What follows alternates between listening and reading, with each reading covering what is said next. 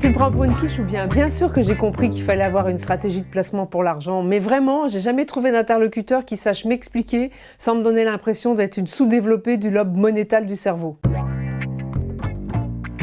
Tu n'es pas une quiche. Ton interlocuteur, ton expert, parce qu'en fait, des fois, on appelle ça des experts, il doit être exactement comme ton coiffeur. Certaines filles ont des coiffeurs pour les soins réguliers, il y en a d'autres qui ont des coiffeurs pour les couleurs, il y en a d'autres qui ont pour les coupes, et puis il y en a d'autres qui ont un coiffeur qui fait tout. Et aujourd'hui, quand tu vas avoir à faire un interlocuteur pour placer ton argent, tu peux en avoir un qui va s'occuper des aspects immobiliers, l'autre qui va s'occuper des aspects financiers, l'autre des aspects de fiscalité par exemple, un autre qui va s'occuper sur les aspects de succession.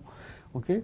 Donc tu peux avoir un expert pour chacun des sujets, ou alors tu peux avoir un seul expert qui va pouvoir, on va dire, englober le tout. Mais bon, au bout du compte, ce qu'il faut, c'est que ça reste quand même toujours une démarche très intuitive personnelle. Et donc, tu as besoin d'avoir confiance dans cette personne, tu as besoin d'avoir les mêmes valeurs que cette personne. Et surtout, d'avoir un ressenti, quoi. Et donner sa confiance à quelqu'un, c'est un vrai sujet. Mais ça démarre aussi par la comprendre. J'ai besoin de la comprendre. Tu vas rencontrer un bon conseil à partir du moment où, quand tu auras expliqué ce que tu veux faire, et qu'il aura pris le temps de t'écouter et de comprendre parfaitement ce que tu veux faire, qu'il aura trié dans ce que tu vas expliquer comment construire une solution et qu'il te l'aura expliqué avec des mots qui sont les tiens, alors tu pourras t'engager dans une solution que tu construiras pour ton futur.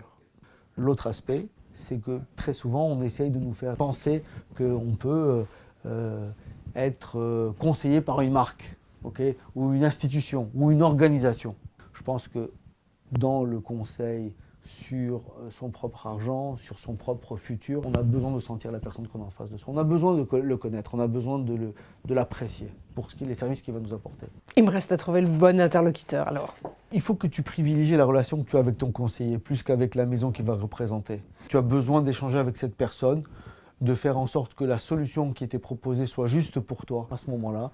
Avec cette personne, tu pourras construire quelque chose.